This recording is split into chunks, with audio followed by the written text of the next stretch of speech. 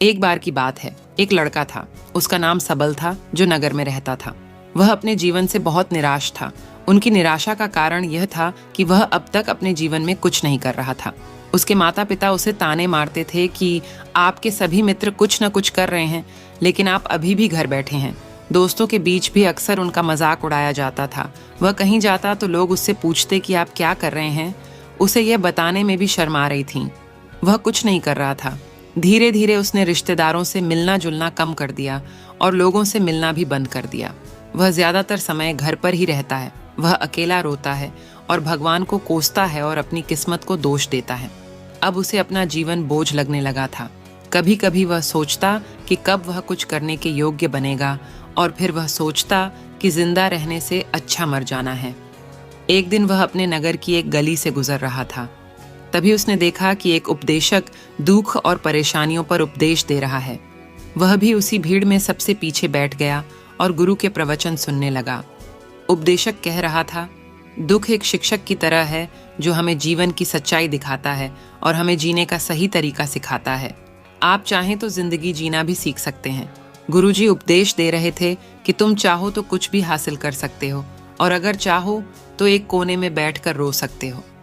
इन सभी बातों को सबल ध्यान से सुन रहा था, लेकिन शिक्षक की यह बातें पसंद नहीं आई। उसने खड़े होकर कहा कि कुछ भी सिखाने से दुख दूर नहीं होता। इसमें केवल दर्द होता है। दुख की पीड़ा अनंत है। ऐसा लगता है कि इसके बाद कुछ होने वाला नहीं है। इससे कुछ भी फर्क नहीं पड़ता है। इसके सामने तो मौत भी छोटी लगती है। उपदेशक ने कहा, फिर तुम्हारा दुख क्या है? सबल ने उसके सामने अपनी सारी व्यथा सुनाई और पूछा, मेरे दुख का कोई उपाय है तुम्हारे पास? यह सुनकर शिक्षक मुस्कुराए और बोले, तुम उस दिन मेरे पास आओ जब आपके जीवन में वास्तविक दर्द हो। मैं आपकी समस्या का समाधान अवश्य करूंगा। यह कहकर गुरु वहां से चला गया। सबल ने सोचा, कहीं मेरा दुख नकली तो नहीं है? क्या मैं जिस दर्द से गुजर रहा हूँ वह नकली है? मेरा दुख कोई नहीं समझ सकता। जब माँ बाप नहीं समझते तो गुरु क्या समझेगा? उनके दुखों से व्यथित होकर सबल ने एक फैसला लिया कि अब वह कुछ करेगा। सबल ने एक छोटा व्यवसाय शुरू किया, पर उसे सफलता नहीं मिल रही थी। लेकिन उसके घर वाले पूछते हैं कि क्या वह कुछ कोशिश कर रहा है। वह अपने व्यवसाय में लगा रहा और धीरे धीरे उन्हें सफलता मिलने लगी। फिर उसने गति पकड़ी और केवल 3 साल के अंदर ही वह एक बड़ा बिजनेसमैन बन गया। अब सबल के आसपास ऐसे कई लोग थे जो उसकी परवाह करता था, जो उससे प्यार करता था। अब उनके परिवार के सदस्य भी उसकी तारीफ करते नहीं थक रहे थे। दिन ब दिन उसके मित्रों की संख्या बढ़ती जा रही थी। अब वह अपनी जिंदगी से बहुत खुश था। उनके कुछ दोस्तों ने उन्हें सलाह दी कि जब आप एक बड़ा बिजनेसमैन बनकर बहुत खुश हैं, तो सोचिए आपको कितनी खुशी होगी अगर आप इस शहर और इस राज्य के सबसे बड़े बिजनेसमैन बन जाते हैं। कितने लोग आपसे जुड़ना चाहेंगे, आपकी कितनी बड़ी ख्याति होगी, और स्वयं राजा भी आपसे दोस्ती करना चाहेंगे और जरूरत पड़ने पर ही आपसे पैसे उधार लेंगे। दोस्तों की यह बात सबल के मन में घर कर गई। अब वह और पैसे कमाने की कोशिश करने लगा, लेकिन उसे यह सब बहुत ही जल्दी चाहिए था। वह समय बर्बाद नहीं करना चाहता था। उनका अधिकांश समय इन चीजों को प्राप्त करने में गलाने लगा। इसलिए वह ऐसे काम करने लगा जो सही नहीं था। उसने बड़ा उधार लेना शुरू कर दिया। उसके दोस्तों से पैसे की मात्रा और अधिक मुनाफा कमाने के लालच में वह अपने माल में मिलावट करने लगा। उसने अन्य व्यापारियों के खिलाफ भी साजिश रची और उन्हें डराया धमकाया।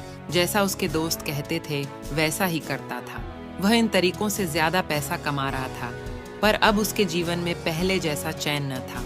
उनके मन की शांति गायब हो गई थी और वह रात को सो नहीं पाता था। वह हंगामे में रहता था।